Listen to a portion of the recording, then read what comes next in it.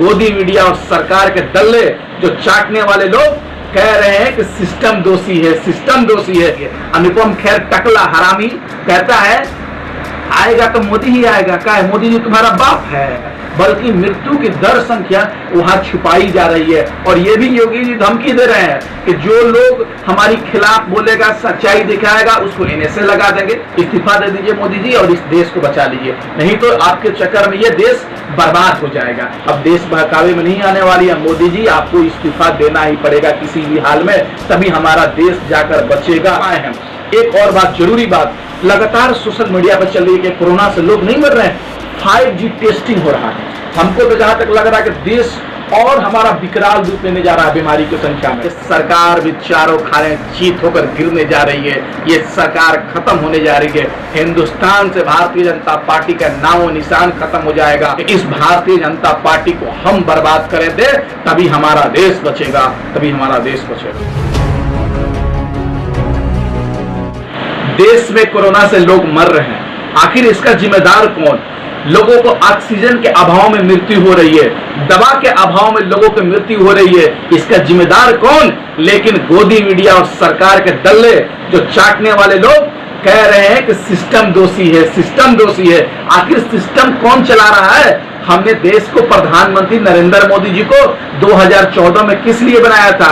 इसलिए बनाया था क्या कि उस सिस्टम को चेंज करेंगे, गरीबों के हित में काम करेंगे, देश के आम नागरिकों के हित में काम करेंगे। लेकिन देश में आज जिस तरीके से गरीब आम नागरिक इलाज के अभाव में मर रहा है, देश के किसी भी राज्य में आप चले जाइए, चाहे बिहार में चले जाइए, चाहे उत्तर प्रदेश में, तमाम राज्यों में जाइए आप, सरकारी हॉस्पिटल में आपको ना ही बेड मिलेंगे, ना ही ICU मिलेगा, और ना ही वेंटिलेटर मिलेगा, और ना ही आपको दवा मिलेगा। लोग इसी तरह के मर जाएंगे। लेकिन सरकार अभी भी वाहवाही लूटने में परेशान है, अभी भी वाहवाही लूट रही है ये सरकार। आप एक बात बताइए मोदी जी, बंगाल में आपने चुनाव करा दिया, लेकिन चुनाव होने के बाद बंगाल की क्या स्थिति हो गई कि हर घर में एक कोरोना पॉजिटिव निकलेगा।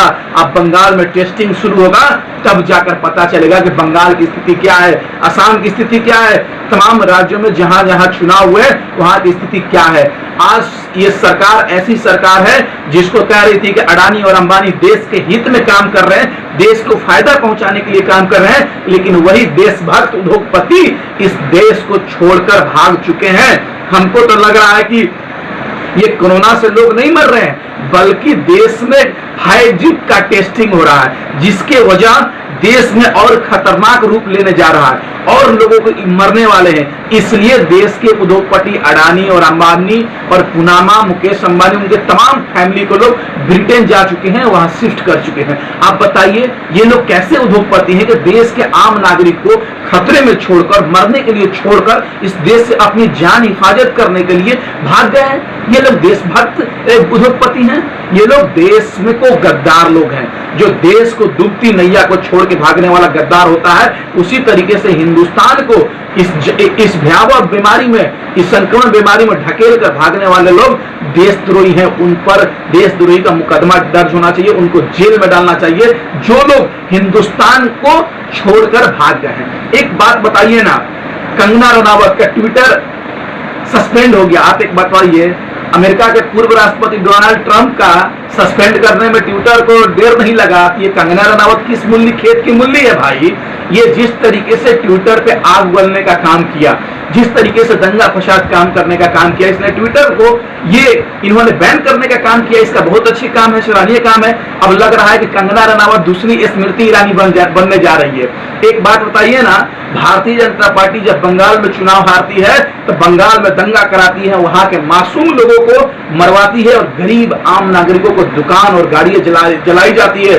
उसी तरीके से बंगाल में, बंगाल की धरती पर जब भारतीय जनता पार्टी चुनाव हारती है तो बंगाल में अपने कार्यकर्ताओं को मारती है ममता बनर्जी को बदनाम करने के लिए। अरे टीएमसी के गुंडे नहीं है, कांग्रेस के गुंडे नहीं है, बल्कि भारतीय जनता पार्टी के गुंडे हैं, आरएसएस के गुंडे हैं, एबीवीपी के गुंडे हैं। वही लोग गुंडागर्दी कर रहे हैं। जब भारतीय जनता पार्टी चुनाव हार गई तो पूरे तरीके से बौखला गई है। एक बात बताइए ना, देश में महामारी चल रहा है, आप एक बात बताइए, देश में महामारी चल रहा है, क्या आरएसएस, बजरंग दल, एबीवीपी और भाजपा के लोग कहीं आपको गरीब को खाना खिलाते दिखेंगे?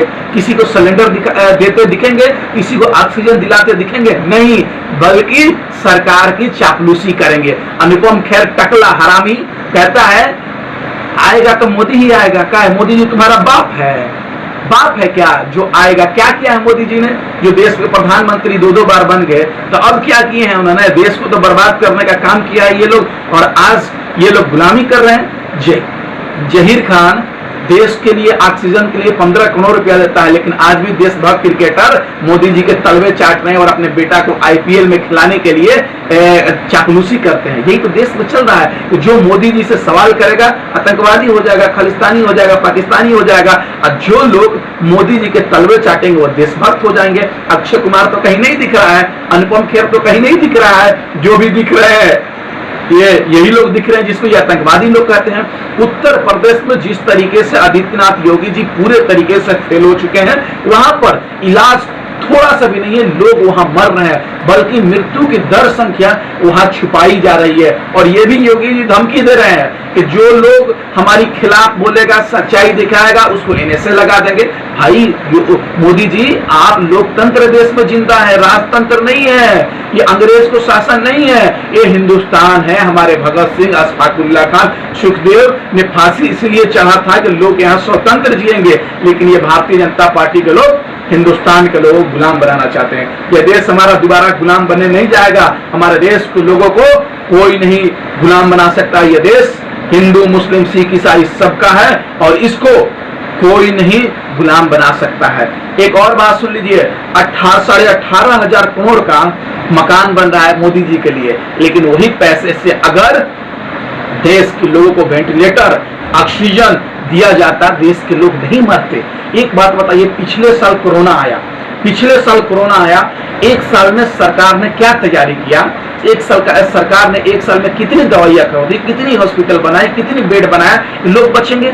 ये तो सरकार कोरोना का रीति में जीत गया, लेकिन पूरी दुनिया में कोरोना के स्थिति सामान्य है। हर देश इस पे काबू कर लिया है, लेकिन हमारा देश हिंदुस्तान इस देश को बर्बाद कर दिया। इस देश में अभी भी कोरोना काबू में नहीं है।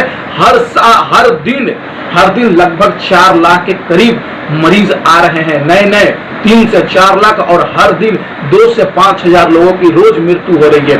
सरकार लेकिन मौन है। मोदी जी, आप इस देश को बचा लीजिए।